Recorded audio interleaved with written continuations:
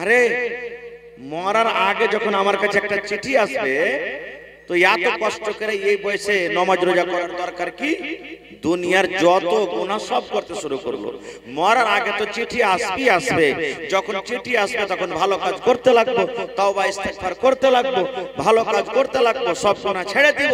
এখন তো দুনিয়ার মজাটা নিয়েলি, মদ পান করতে লাগলো, জেনা করতে লাগলো, মিথ্যা কথা বলতে লাগলো, নামাজ রোজা ছেড়ে দিল, দুনিয়ার সব গুনাহ করতে লাগলো। এই করে করে তার বয়স 25 হলো, 30 হলো, 35 হলো, 40 হলো, 50 হলো, 60 হলো, 70, 80, 100 বছর হয়ে গেল, কিন্তু চিঠি তার কাছে কিন্তু আসে না।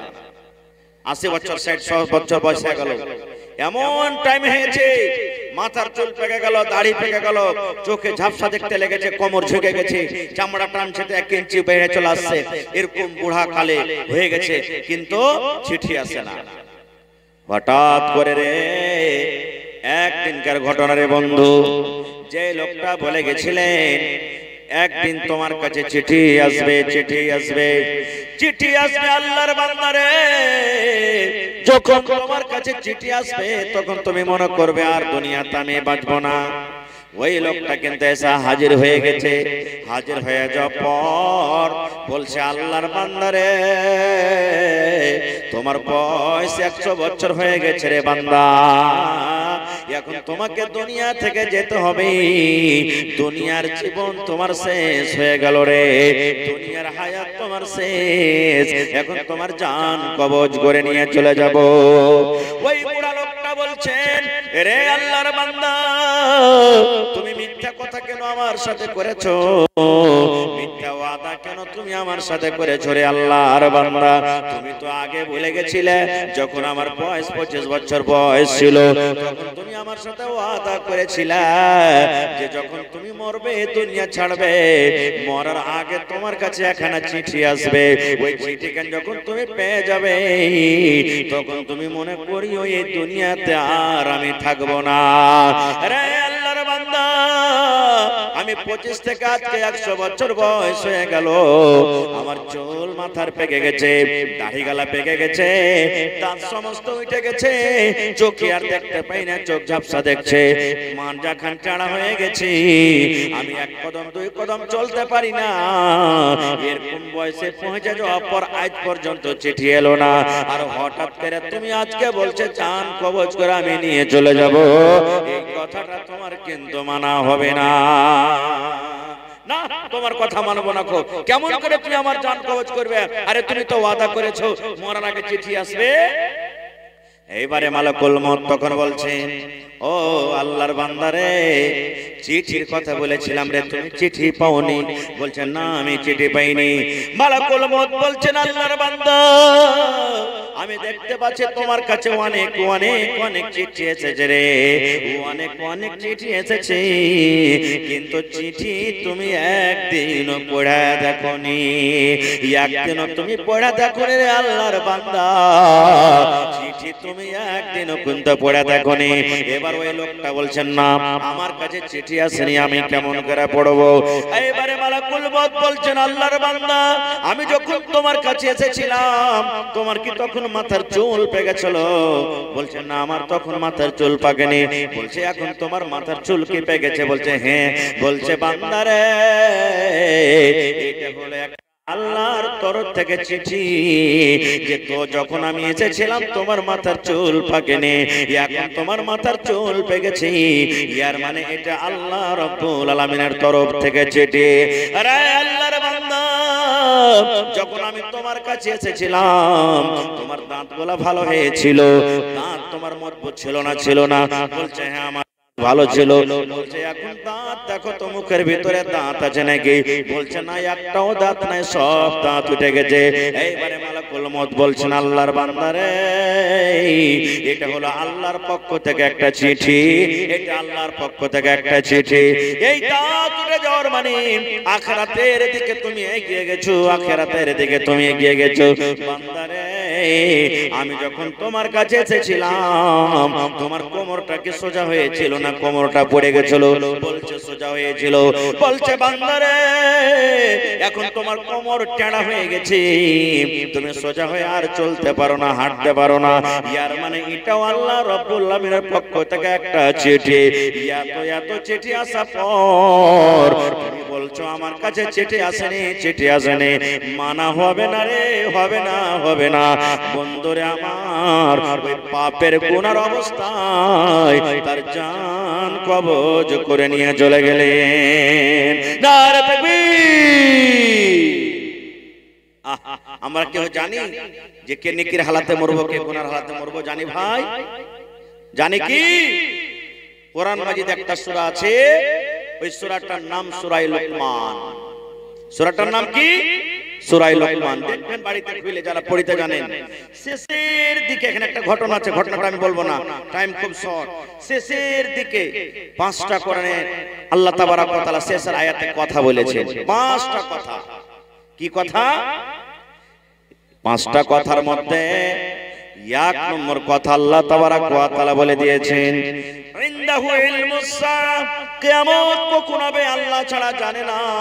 কিয়ামতের খবর আল্লাহ ছাড়া কারোর কাছে নাই। কিয়ামত কখন হবে আল্লাহর কাছে ইলম আছে।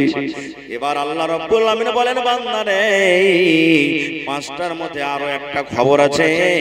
আল্লাহ রাব্বুল আলামিন যেটা নিজের কাছে রেখেছেন দুনিয়ার কোনো মানুষকে দেয়নি। মানুষের মত কখন হবে এবং মানুষ কোন জায়গাতে গিয়ে মরবে। আমি যদি জানি অমুক জায়গাতে আমি গিয়ে মরবো, ওই জায়গাতে যাবো ভাই? যাবো কি ওই জায়গাতে? কেউ যাবো না আমরা। ফেরাউনের নাম শুনেছেন আপনারা? ফেরাউন বাদশার নাম শুনেছেন? মুসা নবীকে মারার জন্য লাইলস্কর নিয়ে পিছনে পিছনে মুসা নবী আগে আগে তার ফৌজকে নিয়ে দৌড়িয়ে চলে যায়। পিছনে ফেরাউনের লস্কর দৌড়াইছে মুসা নবীকে মারার জন্য। মুসা নবী লস্কর নিয়ে পালাইতে আছেন, পালাইতে পালাইতে সামনে নীল দরিয়া, আহা, আর এদিকে পিছনে মুসা নবী ফেরাউনের কওম। এইবারে মুসা নবী বলছেন আল্লাহ আজ মরে যাব, আর মনে হয় বাঁচবো না। আল্লাহ আগাদিকে সমুদ্র, আগাদিকে নীল দরিয়া পড়ে গেল, আর পেছন দিকে আল্লাহ জি ফেরাউনের দল চলে আসে। ফেরাউন লাই লস্কর নিয়ে চলে আসে। আল্লাহ আজকে আমরা সমুদ্রে গেলে ডুবে মরে যাব, আর জীবনটা বাঁচবে না। আর যদি আমরা এই জায়গাতে দাঁড়িয়ে থাকি তবে আল্লাহ জি আজকে ফেরাউন আমাদেরকে শেষ করে দেবে। কিন্তু মোথায়াতের মালিক কে? কে জি ভাই? মোথায়াতের মালিক কে? আল্লাহ। মুসা নবী ভয় করলেন, তার কওমেরা ভয় করলেন, আল্লাহ আজকে মরে যাব, পানিতে পড়ি তো ডুবে মরবো, আর দাঁড় হয়ে থাকে তো ফেরাউন এসে মারবে। আল্লাহ কে বলছেন, এই আমার নবী মুসা চিন্তা করো না রে মুসা, চিন্তা করো না। বিসমিল্লাহ বলে তোমার হাতে যে লাঠি আছে, যে আসি আছে, এই লাঠিটাকে তুমি পানিতে মারো, তোমার জন্য আমি আল্লাহ রাব্বুল আমিন রাস্তা করে দিব। যেমন পানিতে লাঠিটা মারা, পানি দুই দিকে হটে গেল, একবারে শুকনো হয়ে গেল। ওরে আল্লাহ, শুকনো হয়ে গেল রাস্তা। মুসা নবী তার সাথীকে নিয়ে পার হয়ে গেলেন রে। এইবারে ফেরাউনের দল, ফেরাউন লস্কর নিয়ে দৌড়াতে দৌড়াতে দৌড়াতে চলে আসছে। দৌড়াতে দৌড়াতে পাঞ্জরে এসে দেখছে আল্লাহ এই তো মুসা পার হয়ে গেল। মুসার জন্য রাস্তা আল্লাহ করে দিয়েছেন, মুসার জন্য সমুদ্রে রাস্তা হয়ে গেছে। আমরাও ঝাঁপিয়ে পড়রে, আমরাও ঝাঁপিয়ে পড়রে, চল ধর ধর ধর, রাস্তা হয়ে আছে, আমরাও ধরবো। ওরে আল্লাহ, মুসা নবী যখন পার হয়ে গেলেন, লাই লস্কর নিয়ে পার হয়ে গেলেন। এবার মধ্য সমুদ্রে রে যখন ফেরাউন এবং তার লস্কর পৌঁছলো, আল্লাহ রাব্বুল আলামিন পানিকে বলছেন, পানি রে এই বেঈমানের বয়স শেষ হয়েছে, এই কাজ্জাবের বয়স শেষ হয়ে গেছে, এই ধোঁকাবাজের বয়স শেষ হয়েছে। এই পানি তোরা মিলে যা, মিলে যা, মিলে যা, আর এই বেঈমানের আজকে আখরি শেষ জীবন করে দে। ফেরাউন কোনদিন ভেবেছিল যে পানিতে ডুবে মরবো? ভেবেছিল ভাই? ও তো ভাবলে পারে জীবনে যেত না, কিন্তু জানে না তোর কাছে খবর নাই জানি মরবো কখন। আল্লাহ তাবারক ওয়া তাআলা নিজের কথাটা বলছেন, দুনিয়ার মানুষ কখন কোন জায়গাতে কে মরবে মত হবে আল্লাহ ছাড়া কেউ জানে না। সময় খুব কম। আর একটা হাদিস আপনাদের সামনে বলবো, সহিহ বুখারী শরীফের হাদিস, ওই মুসা নবীর কথা। মানুষ মরতে কেউ চায় না নাকি ভাই? বাঁচতে সবাই চাহে দুনিয়াতে। 80 বছর 100 বছরকার বুড়া লাঠি লে টুক টুক টুক টুক টুক টুক করে হাঁটছে, আর যদি একটা পোতা লাঠি এসে চলে গেলে, শালা বুড়া তুই আর দুনিয়াতে কতদিন বাঁচবি, তুই মর এখন। লাঠির ঝাপটা মারবে, শালা তুই মরতে বলছিস, তুই মর, আমাকে মরতে বলছিস। দুনিয়াতে কেউ মরতে চায় না, আমিও চাই আরো দুনিয়াতে বাঁচি, কিন্তু মরতে তো একদিন হবে। হবে না? হবে না? জোরে বলেন, হবে না? হবে না? হবে। মুসা নবী আমার আপনার যখন জান কবজ করা হবে, মালাকুল মউত আজরাইল ফেরেশতা ইজাজত নেবেন না, টাইম হবে জান কবজ করে চলে যাবে। কিন্তু নবীদের যখন জান কবজ হয়, আল্লাহ তাবারক ওয়া তাআলা মালাকুল মউতকে বলেন, পর তুমি ওকে ইজাজত নাও। কি বলছো? নবীদের কাছে ইজাজত নেওয়া হয়। তো মালাকুল মউত মুসা নবীর কাছে এলেন, আসার পর তখন বলছেন যে, আ মুসা, তোমার জান কবজ করার জন্য আমি এসেছি, তোমার রূহ কবজ করার জন্য এসেছি। তোমার দুনিয়ার জীবন শেষ, জানটা কবজ করে আমি নিয়ে চলে যাব। যেমন কথা বলা, ওরে সুবহানাল্লাহ। আল্লাহর নবী বলেছেন, মুসা আলাইহিস সালাম মালাকুল মউতকে এমনি করে একটা জোর করে ফাইট মেরেছে, এত জোরে ওর ফাইটটা লেগেছে, মুখ কাটা লেগেছে যে মালাকুল মউতের একটা চোখ কানা হয়ে গেছে। বুখারী শরীফের হাদিস, মালাকুল মউতের একটা চোখ কানা হয়ে গেছে। চোখ কানা হয়ে গেল। আব্বু যে দেখেন যে মুসা নবীর তাকত কত, যে ভাই একটা ফেরেশতার চোখ কানা করে দিয়েছে। মানুষকে যদি ফাইট পেয়ে লেগে যেত অবস্থা কি হবে মানুষের? আহা হা। এই জন্য তো লম্বা ঘটনা আছে, ফেরাউনের একটা সিপাহীকে একটু কথা নিয়ে মুসা নবী একটা যে ফাইট মেরেছিলেন চর, একটা চরই ওর সিপাহী মারা গেছিল ফেরাউন, একটা চরই মারা গেছিল। তাই আমি যদি যাবো না ওদিকে। মালাকুল মউতের চোখ কানা হয়ে গেল। এবার মালাকুল মউত চলে গেলেন। আচ্ছা বলেন তো, তাদের যে ঘটনাগুলো ঘটলো, মুসা নবী যে মালাকুল মউতের চোখ কানা করলেন, আল্লাহর কাছে খবরটা আছে না নেই? আল্লাহ জানছেন না জানেন না? কথা বলেন না জি ভাই। হায় রে আল্লাহ, এলাকার মানুষ আজকে খেয়ে আসে নাকি জলসা শুনতে? হ্যাঁ, আল্লাহর কাছে খবরটা আছে না নেই? মাশাআল্লাহ, এরকম ভাবে উত্তর দেন। আল্লাহ রাব্বুল আলামিন তাও বলছেন, এ মুসা, বাস 2 মিনিট ভাই, একটু 2 মিনিট ধৈর্য ধরে, আমি একবার শেষ করে দিচ্ছি। 2 মিনিট একটু লেখা রাখেন। বলছেন যে মালাকুল মউত ব্যাপার কি, তোমার অবস্থা কিরকম, তোমার চোখ কানা হয়ে গেছে। এইবারে মালাকুল মউত তখন বলছেন, রব্বুল আলামিন, তুমি আমাকে এমন নবীর কাছে পাঠিয়েছো আল্লাহ জি, সেই তোমার নবী মুসা মরতে রাজি নয়, মরতে চায় না, দুনিয়াতে আরো বাঁচতে চায়, দুনিয়াতে আরো বাঁচতে চায়। আল্লাহ মউতের কথা শুনে আমাকে এমন জোর করে একটা ফাইট মেরেছে, এমন জোর করে আমাকে একটা মুক্কা দিয়েছে। আল্লাহ দেখো আমার একটা চোখ খাম হয়ে গেছে। আল্লাহ চোখ ভালো করে দিলেন, ভালো হয়ে গেল চোখ। আল্লাহ তাআলা তখন বলছেন, আবার যাও মুসার কাছে, আবার যাও তুমি মুসার কাছে। বলছে আল্লাহ একটা চোখ কানা করে দিয়েছে আমার, আবার যাব? বলছে হ্যাঁ যাও, কিন্তু এবারে জান কবজ করার জন্য নয়, জান কবজ করার জন্য নয়, ওকে একটা অফার দিয়ে দাও, খুশখবরি দিয়ে দাও, সুসংবাদ দিয়ে দাও। নিয়ে চলে এলেন, আল্লাহ যেটা বললেন নিয়ে চলে এলেন। আবার মুসা নবীকে, আসসালামু আলাইকুম ওয়া রাহমাতুল্লাহ। ওয়া আলাইকুম আসসালাম ওয়া রাহমাতুল্লাহ, কি খবর, আবার তুমি এসেছো?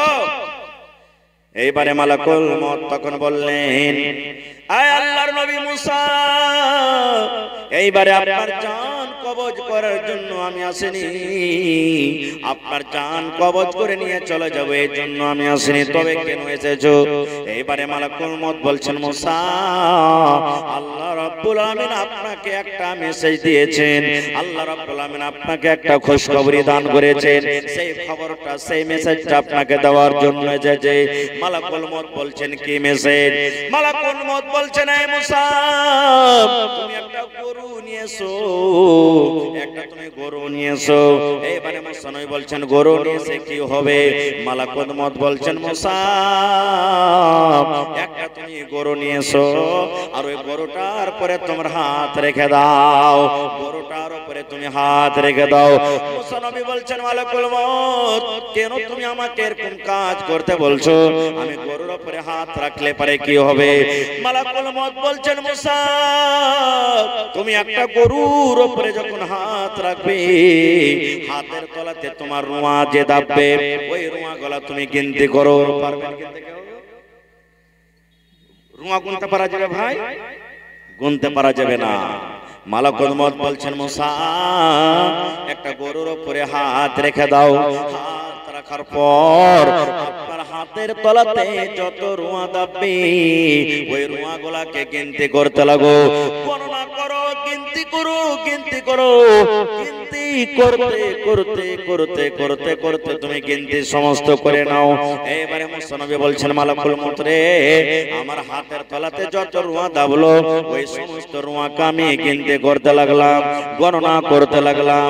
গণনা করতে করতে করতে করতে করতে সুবহানাল্লাহ, আমার হাতের তলাতে যত রুয়া দাবলো আমি গণনা করে নিলাম। তারপরে আমার সাথে কি হবে? এইবারে মালাকুল মউত বললেন মুসা, যত হাতের তলাতে আপনার রুয়া দাববে, অত দিন নয় রে, অত মাস নয় রে, অত বছর আমি আপনার কাছে আর আসবো না। আপনার হাতের তলাতে যত রুয়া দাববে, অত বছর আপনি দুনিয়াতে বাঁচবেন, অত বছর আল্লাহ আপনার হায়াত বাড়িয়ে দিয়েছেন, অত বছর আপনি দুনিয়াতে বেঁচে থাকবেন। এবার মুসা নবী বলছেন বন্ধুরে, মালাকুল মউতকে বলছেন মালাকুল মউত রে, আর একটু তুমি আমাকে কথাটা বলে দাও। বলছে কি?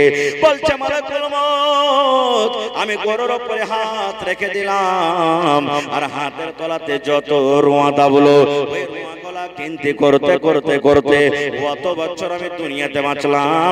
এবার আমার বয়সটা আবার যখন শেষ হয়ে যাবে, আমার সাথে কি হবে? এইবারে মালাকুল মউত বললেন মুসা,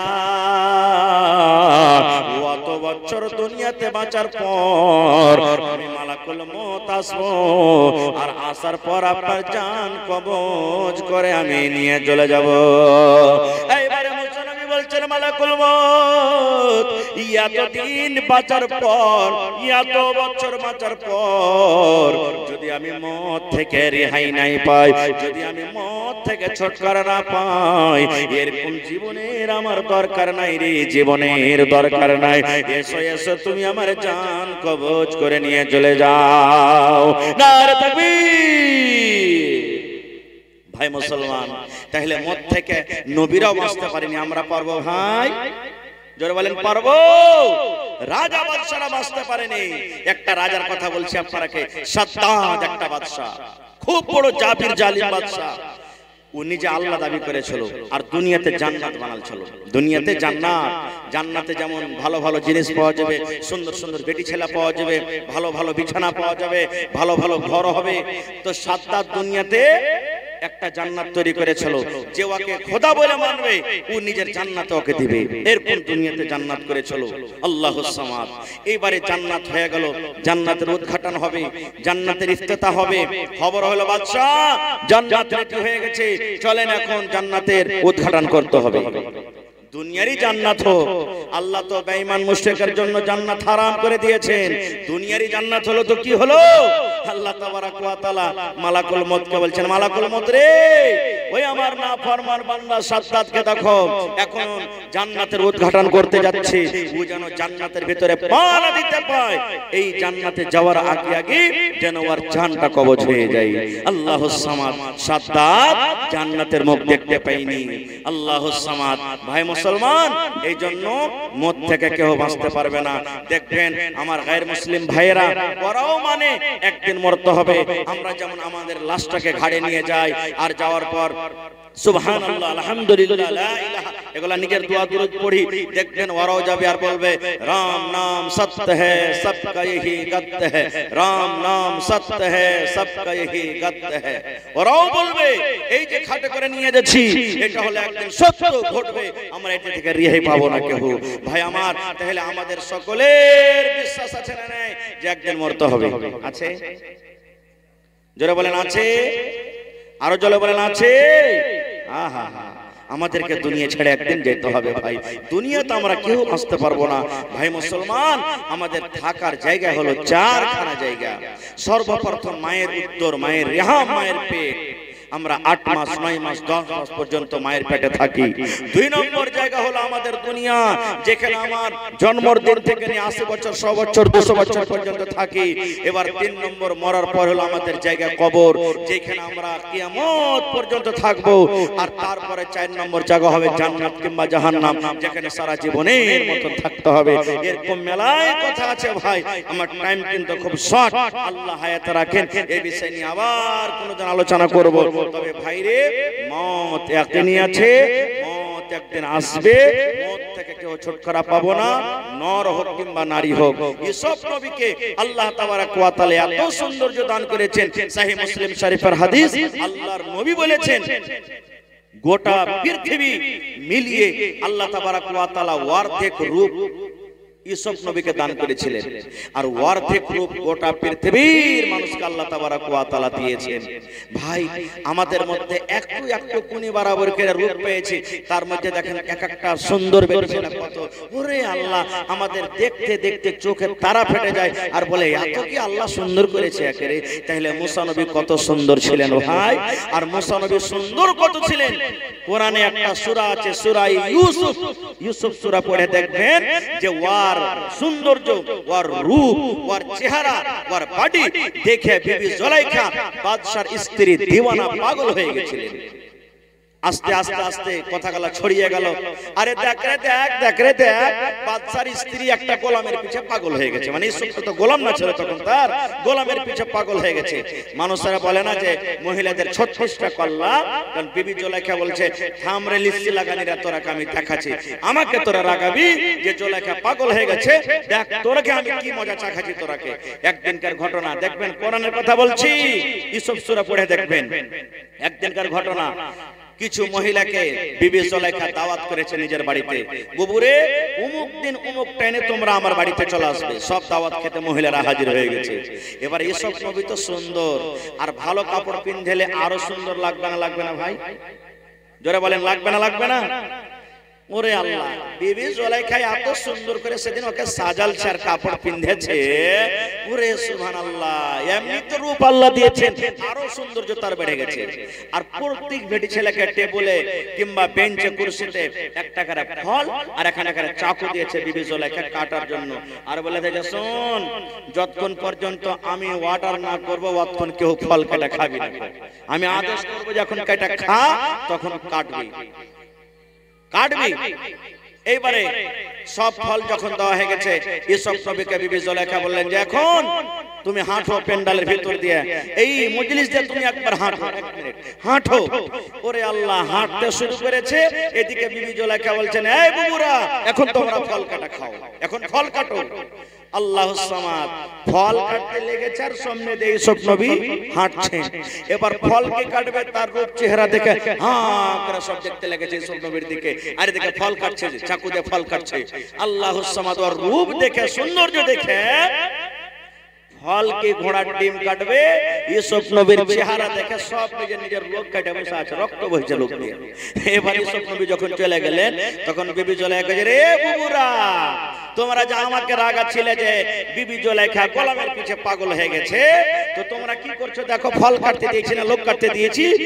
ওরে আল্লাহ, কি হয়ে গেল দেখো, আমরা তো লোক কাটে বসে আছি।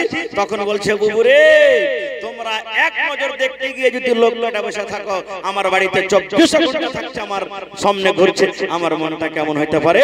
তাই তুমি বলছেন সুবহানাল্লাহ, হয়নি, হবে না, হতে পারে না আমার নবীর সাথে কারো তুলনা। ইউসুফকে দেখে যারা আঙ্গুল কেটেছে, তারা কে আমার নবীর রূপ দেখেছে। আরে দেখতো যদি কেটে দিত, আরে দেখতো যদি কেটে দিত কলিজাখানা, হয়নি, হবে না, হতে পারে না আমার নবীর সাথে কারো তুলনা। নারে তাকবীর! এরকম নবীও দুনিয়াতে বেঁচে আছেন ভাই? নেই ভাইরে। তাহলে আমার আজকে স্টেজে আসার উদ্দেশ্য দুটো, আপনাদেরকে কিছু দিব আর আপনাদের কাছ থেকে এই মাদ্রাসার জন্য কিছু নেব। আমাদের যেটা পালা ছিল আমার দিয়ে দিলাম, আল্লাহ যতদূর তৌফিক দিয়েলেন। এখন আপনাদের পালা আছে ভাই, মওতকে স্মরণ করে একদিন মরতে হবে। মওতের পর আরেকটা দুনিয়া আছে, যেই দুনিয়াটা হলো আসল দুনিয়া, যে জীবনটা হলো আসল জীবন। আল্লাহ তাবারাক ওয়া তাআলা কোরআনে বলছেন, মানুষেরা যখন আখিরাতকে দেখবে আর নেকি কম, জাহান্নাম দেখবে, তখন বলবে আল্লাহ